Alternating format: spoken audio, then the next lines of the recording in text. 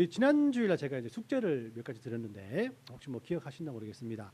이 조석 오기라고 해서 아침 저녁으로 5분 동안 한번 기도하자라는 것을 한번 우리가 이제 숙제를 내드렸습니다. 혹시 그 월화수목금토 주일까지 계속해서 한번 실천하신 분 계십니까? 손을 들라고 하시지 않겠습니다만은 실천하신 분들 아주 대단한 분이시더라고 할 수 있습니다. 그 한 주간 또 실천하지 못했다고 해서 여러분들 뭐 자책하지 마시고요. 오늘 또 한 주간이 또 기다리고 있지 않습니까? 다시 한번 이렇게 도전해 보시길 바랍니다. 여러분들이 각자의 기도처에서 기도하는 가운데 하나님의 세미한 음성을 들으면 성령과 함께 살라 하시는 하나님의 그 부탁을 하루하루 실천하는 삶이 아닐까 이런 생각이 들어집니다. 우리가 이게 이렇게 기도의 자리를 정하고 또 기도하는 시간을 작정하는 이유는 기도가 하나님과의 대화이기 때문이기도 합니다. 하나님과 대화하면서 우리는 하나님을 조금씩 알아갈 수 있기 때문이라고 할 수 있죠. 사람도 한번 만나고 그 사람에 대해서 다 알 수 있는 것이 아니지 않습니까?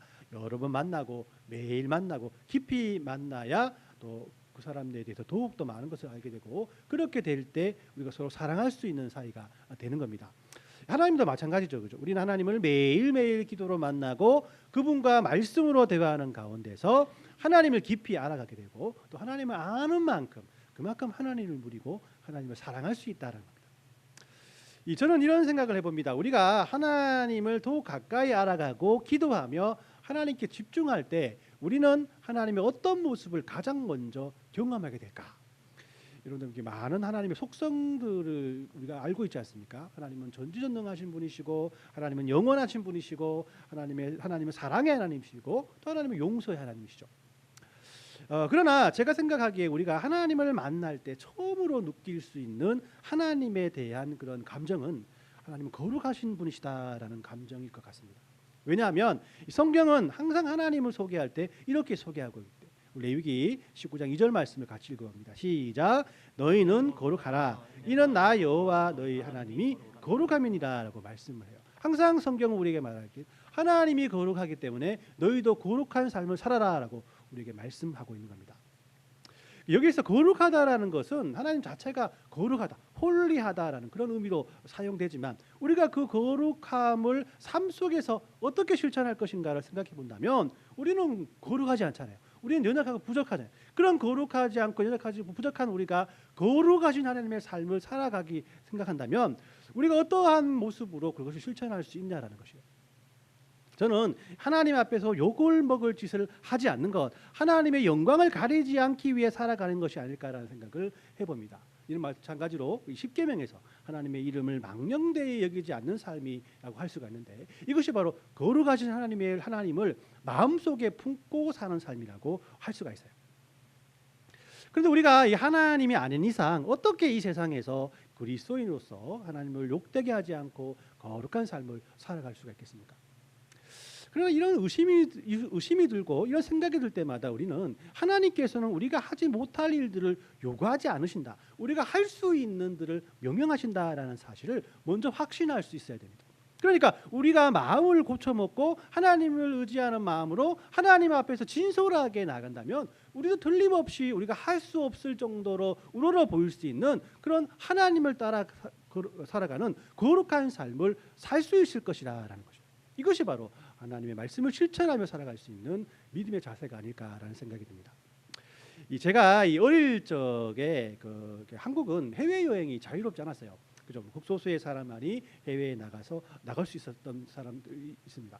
대부분의 성도들 다 그렇지만은 어린 시절을 보낼 때 주위에 많은 분들 중에서 해외에 나간 분이 잘 없었어요. 그래서 그때 우리에게 프랑스나 또 영국에 대해서, 미국에 대해서 우리가 잘 가르쳐준 책이 하나 있습니다. 그 책이 바로 여러분들이 잘 아시는 이원복 씨의 먼 나라 이웃 나라였다. 여러분들 많이 보셨죠, 그죠? 이걸 보면서 우리는 가지 못하지만 영국이 이런 나라고, 프랑스가 이런 나라고, 또 네덜란드가 이런 나라다, 스위스가 이런 나라다, 이런 것들에 대해서 좀 이렇게 간접적으로 체험했지 않습니까, 그죠? 자, 우리들이 해외 여행이 자유로워져서 영국과 프랑스에 가보기 전까지는 먼저 가본 사람이 쓴 이 책을 통해서 다른 나라에 대해서 감적적으로 경험할 수 있었던 것처럼 이 성경의 인물 중에는 거룩하신 하나님을 만난 사람들이 남겨놓은 기록들이 우리에게 굉장히 많이 전해지고 있습니다. 우리가 그런 직접 거룩하신 하나님을 만나고 경험하기 전까지는 이렇게 우리에게 감접적으로만 남겨놓은 그런 성경 말씀을 통해서 우리는 그것을 경험할 수 있다는 거예요. 자, 이런 인물 중에 하나가 오늘 우리가 살펴볼 이사야 선지자입니다. 오늘 읽은 본문에서 보면은 이사야는 우시야 왕이 죽던 해에 하나님께서 주신 환상을 경험하게 되는데, 그는 높이 들린 보좌 위에 앉으신 하나님을 만나게 되었고, 또 하나님이 계신 성전의 거룩함과 영광이 가득함을 그가 경험하게 되었던 거예요.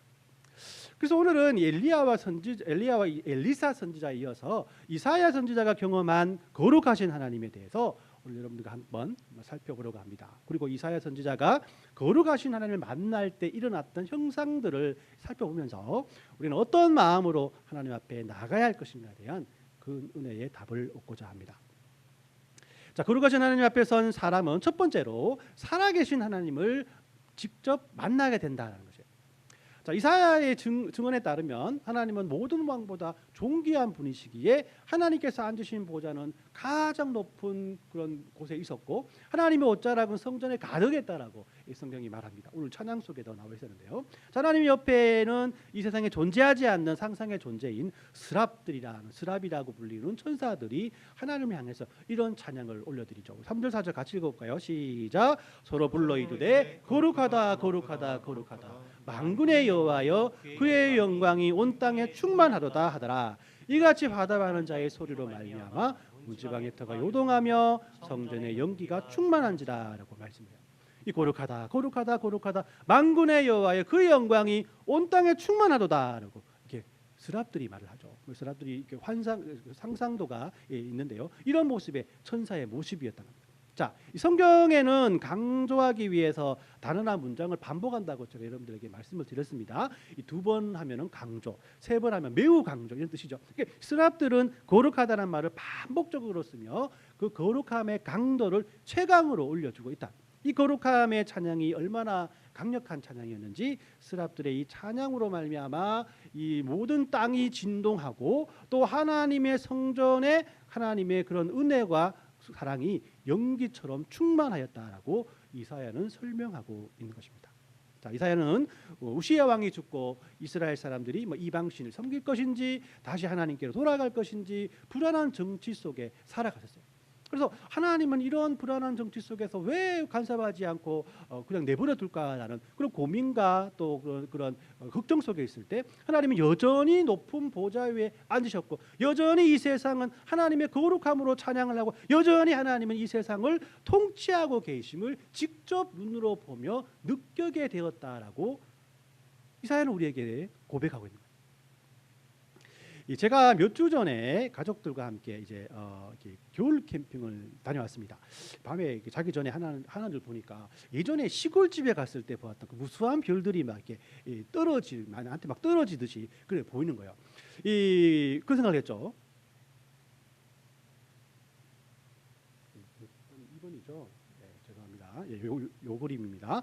수많은 별들이 막 떨어지는 이 모습 보면서 야, 이 별이 우리 집 위에는 떠 있지 않고 이 캠핑장 위에만 떠 있는 것이 아닐까 이런 생각들을 한번 해보기도 했어요. 그렇지 않죠, 그렇죠? 우리 집에 보이지 않는 이유는 도시의 불빛이 그 별을 가리우기 때문이죠. 지금도 밖에는 별들이 무수히 떠 있지만은 햇빛이 그 별을 가리우기 때문에 우리가 보이지 않는다라는 것이에요. 마찬가지로 지금도 하나님은 우리들을 위해서 이 세상을 통치하는데도 불구하고 우리가 하나님을 보지 못하는 이유는 우리의 영적인 눈이 가려져서 많은 죄악들을 우리가 보지 못하기 때문이 아니겠습니까? 또한 우리의 눈을 가리우는 그 도시의 불빛처럼 많은 어렵고 힘든 일들이 우리의 눈을 가리우기 때문에 하나님이 일하심을 우리가 볼 수 없다라는 것이죠. 이렇게 생각한다면 거룩하신 하나님 앞에 선다는 것은 우리들의 영적인 눈을 닦아내는 것이라고 할 수 있어요. 기도의 자리에서 하나님께 기도하고 말씀을 배우고 훈련하는 것이야말로 우리의 영적인 눈을 이렇게 밝히는 것, 우리가 하나님의 그런 은혜와 사랑들을 보지 못하게 하는 그런 도시의 불빛을 막는 것이라고 할 수가 있습니다. 요즘 이렇게 뉴스를 보면 이 강대국이 정의를 무시하고 뭐 전쟁을 우습게 생각하면서 사람들이 어떻게 됐든 간에 자신의 사리 사욕을 채우는 모습을 보면서 왜 하나님은 이렇게 가만히 있는가라는 것을 이사야처럼 고민할 때가 많이 있는 것 같습니다. 그리고 우리의 삶 속에서도 모든 것이 엉망이 되어버리는 것처럼 허망할 때가 있지 않습니까? 그러나 아무리 세상이 변하고 우리들이 어려운 상황에 있을지라도 우리가 거룩하신 하나님 앞에 선다면 여전히 우리를 위해서 일하고 계신 살아계신 하나님께서 우리의 하나님의 정의와 하나님의 방법을 통해서 분명히 우리에게 역사하시는 것을 우리가 친히 볼 수 있게 될 것이라고 성경이 우리에게 말씀하십니다. 자, 거룩하신 하나님 앞에 선 사람은 두 번째로 죄인이며 무가치한 자신을 깨닫게 된다라고 성경이 우리에게 말합니다. 자, 하나님의 거룩하심을 깨닫고 살아계신 하나님을 경험하게 된 이사야는 자신과 이스라엘에 관해 더 많은 사실을 알게 돼요. 즉 자신과 이스라엘 백성들이 하나님의 뜻을 따라서 살아간 것 같은 그런 생각을 했는데 하나님을 만나게 되니까 바로 하나님의 뜻과는 반대로 살았음을 깨닫게 되었다는 것입니다. 5절 말씀을 같이 읽어봅니다. 5절 말씀이 표준 세번역인데요. 이게 이제 쉽게 풀이하여 쓴 그런 성경입니다. 여러분들이 그래서 좀 감정을 실어서 한번 읽어보시기 바랍니다. 시작. 나는 부르짖었다. 재앙이 나에게 닥치겠구나. 이제 나는 죽게 되었구나. 나는 입술이 부정한 사람인데 입술이 부정한 백성 가운데 살고 있으면서 왕이신 만군의 주님을 만나 뵈다니라고 이렇게 고백을 하고 있죠.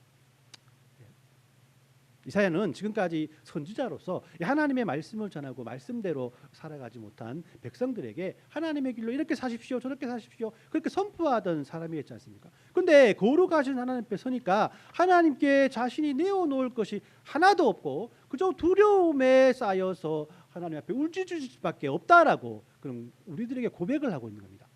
하나님의 거룩 앞에 서면은 하나님의 살아계심을 경험하게 되고 더 나아가서 내 안에 있는 죄악과 악함과 연약함과 부족함을 우리 스스로가 깨닫게 된다. 왜 그렇습니까? 우리들의 마음의 영적인 눈이 가리워져서 우리의 내면의 죄악들을 보이지 않고 있다가 하나님의 거룩하심이 우리의 영적인 눈을 닦아주시고 성령께서 우리 마음을 비추게 되면은 우리는 비로소 우리 마음 속에 있는 죄악들과 지저분한 것과 연약함들을 우리가 다 볼 수 있게 됩니다. 깜깜한 그런 방에 브러쉬 하나 비추면 그 안에 참 뭐 모기와 파리와 바퀴벌레와 또 지저분한 그런 어떤 많은 것들이 있게 된 것을 보이지 않습니까? 우리 그럴 때 야 내가 이런 곳에 살았구나라고 우리 스스로를 또 반성하게 되는 거예요. 그렇기 때문에 우리는 죄가 무엇인지 항상 마음속에 정리가 되어 있어야 해요. 성경에서 말하는 죄에 대한 가장 쉬운 정리는 어린이 전도회에 나오는 글 없는 책에 소개되어 있습니다. 검은색을 소개할 때 나옵니다. 아이들한테 죄가 뭔지를 아니? 하나님이 기뻐하시지 않는 말과 행동과 생각이란다라는 그런 정의를 해줘요. 이것이 제가 볼 때는 가장 죄에 대한 그런 쉽고 또 빠른 그런 정의가 아닐까 생각합니다. 따라해 봅니다. 하나님이 기뻐하시지 않는 말과 행동과 생각. 하나님이 기뻐하시지 않는 말과 행동과 생각들이 바로 하나님 보실 때는 죄다라고 우리에게 말씀하는 거예요. 우리 얼마나 많은 그런 순간순간마다 하나님이 기뻐하시지 않는 말과 행동과 생각으로 하나님의 마음을 아프게 하고 있습니다. 우리의 마음속에 그런 죄들이 넘쳐나게 살아가고 있습니다. 이런 것들이 우리 마음속에 가득 차 있지만은 마음에 있으나 보이지 않는다는 거죠. 그래서 우리는 이런 마음을 가지고 매주일 예배하고 매주일 찬양하고 기도하는 존재가 바로 우리들이라는 것입니다. 성령께서 내 마음을 비추지 않으면 하나님의 거룩하심 앞에 서지 않으면 우리는 이런 우리의 마음을 보지 못한 거예요. 우리가 잘나서 우리가 거룩하게 살아가고 있다라고 생각하며 그런 삶을 산다는 거예요. 그래서 나는 원래 그런 사람입니다. 하나님께서 날 바꾸지 마시고 하나님이 좀 바꿔주세요. 이런 하나님 앞에 당당하게 그렇게 서며 하나님 앞에 나가는 겁니다. 하나님 앞에 고개 숙이지 못하고 세상에 쌓은 경험이나 지식을 가지고 하나님을 판단하며 나가는 겁니다. 이런 우리들을 누가 고치겠습니까? 이런 우리들을 누가 바꾸겠냐라는 것입니다. 하나님의 거룩 앞에 서면은 성령께서 내 마음을 비춰주시면 비로소 우리는 터무니없이 하나님 앞에서 당당했던 우리의 모습에 아무것도 모르면서 잘난 척했던 우리의 모습에 연약하면서도 센 척했던 부끄러운 우리의 모습에 이사야처럼 두려움에 쌓여서 울부짖게 될 것이다 라는 것이 성경이 우리에게 말씀하시는 은혜입니다. 그렇기 때문에 우리 모두 하나님 앞에서는 우리의 연약함을 인정해야 합니다. 우리의 믿음 없음과 못된 마음을 다 내어놓아야 된다. 우리의 마음속에 이런 하나님의 은혜와 사랑들을 통해서 모든 것들을 우리가 하나님 앞에 내려놓을 때, 그 내려놓음의 은혜가 있을 때 우리 모두 하나님의 거룩함 앞에 서게 될 것이다라고 성경이 우리에게 말씀하고 있는 겁니다. 마지막으로 거룩하신 하나님 앞에 선 사람은 세 번째로 하나님께 은혜와 사명을 받는다라고 성경이 우리에게 말씀하십니다. 지금까지 우리는 하나님께서 이사야에게 영광과 거룩하심을 어떻게 보여주셨는지, 이사야가 자신이 얼마나 큰 죄인인지를 깨닫게 하셨음을 성경을 통해서 확인하게 됩니다. 이제 하나님이 이사야의 죄에 대한 고백을 들으신 후에 어떻게 그 죄를 사해 주시고 어떠한 사명을 주신지에 대해서 살펴볼 필요가 있습니다. 6절에서 8절까지 말씀을 같이 읽습니다. 시작. 그때에 스랍 중에 하나가 부젓가락으로 제단에서 집은 바 핀 숯을 손에 가지고 내게로 날려와서 그것을 내 입술에 대며 이르되 보라, 이것이 내 입에 닿았으니 내 악이 제하여 졌고 내 죄가 사해졌으니라 하더라. 내가 또 주의 목소리를 들으니 주께서 이르시되 내가 누구를 보내며 누가 우리를 위해서 갈고 하니 그때에 내가 이르되 내가 여기 있나이다, 나를 보내소서 하였더니. 아멘.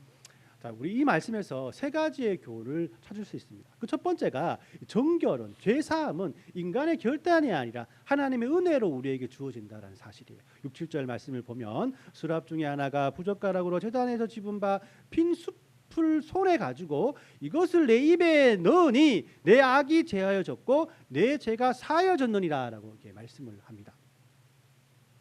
이 자신의 죄악을 깨닫고 거기에 슬퍼하며 하나님 앞에 울 때에 하나님은 그 모든 죄를 스랍 중에 하나가 숯불에 입을 대게 하심으로 지짐으로 모든 것을 다 사하여 주셨다라고 성경 우리에게 말합니다. 이런 퍼포먼스를 이사야를 통해서 말씀을 했을 때 이사야가 그 은혜들을 마음속에 간직하며 우리에게 말씀하고 있는 거예요. 자, 이는 하나님만이 우리의 죄를 깨끗게 하시는 분이심을 우리에게 보여주는 것이죠. 즉, 이 죄사함이란 것은 사람이 결단한다고 또 결심한다고 되어지는 것이 아니라 하나님께서 먼저 베푸시는 은혜의 행위라는 것을 오늘 말씀을 통해서 발견할 수 있습니다. 두 번째로 하나님은 깨끗해진 자를 부르시며 그를 사용하신다는 거죠. 하나님은 살아계셔서 우리를 위해서 여전히 일하시는 분 아니겠습니까? 우리와 함께 일하시는 분이 하나님이세요. 그렇기 때문에 하나님은 아무에게나 일을 맡기신 것이 아니에요. 준비된 자에게, 깨끗이 하나님의 은혜와 사랑으로 죄사함을 받은 자에게 그 은혜로 모든 것들을 맡기신다는 거죠. 그래서 오늘 이사야에게 말씀하셨던 하나님을 통해서 우리는 하나님께서 함께 일할 사람을 어떻게 부르시는지 그 방법을 또 우리 확인할 수가 있습니다. 자, 일단 하나님께서 용서하신 정결한 사람에게, 죄사함을 아는 믿음의 사람들에게 소명을 주시고 또 그 소명을 받은 사람에게 사명을 감당할 수 있는 힘을 준다라고 말씀을 하고 있는 거예요. 즉, 사명이란 것은 하나님이 우리를 일하게 하신다는 것은 우리의 열심보다는 하나님과의 관계 회복, 즉 죄사함의 은혜에서 시작된다는 사실입니다. 이것은 복음을 알지 못하는 사람이, 하나님 예수 그리스도의 그런 희생의 그런 은혜를 알지 못하는 사람은 하나님의 사명을 감당할 수 없다는 것이에요. 하나님의 은혜로 살아갈 수 없다는 것을 우리에게 말씀하고 있다는 것입니다. 세 번째로, 이 참된 헌신이란 것은 강요가 아니라 자원하면서 나온다라고 8절이 말합니다. 내가 또 주의 목소리를 들으니 주께서 이르되 내가 누구를 보내며 누가 우리를 위해 갈고 그때 내가 이르되 내가 여기 있나이다, 나를 보내소서라고 이사야가 고백을 합니다. 이 고백은 우리의 삶 속에서 굉장히 많이 들어본 고백이요, 참 우리에게 은혜가 되는 고백이죠. 하나님은 이사야의 이름을 그냥 부르지 않습니다. 이사야, 네가 가라, 그렇게 하지 않아요. 이사야에게 그렇게 많은 것들을 보여주시고 그가 많은 것들을 깨닫게 하시고 그의 마음으로 회개하며 하나님을 만나게 했던 그런 삶을 살게 했지만은 막상 하나님께서 사명을 주실 때는 네가 가라 하지 않고 내가 누구를 보내며 누가 우리를 위해 갈 거라고 이렇게 물어보는 거예요. 자, 그때 이사야는 내가 여기 있사오니 나를 보내소서라고 대답을 하는 거죠. 이는 이사야의 헌신이 강요가 아니라 자원함으로 이루어졌다라는 것을 우리에게 말씀하고 있는 겁니다.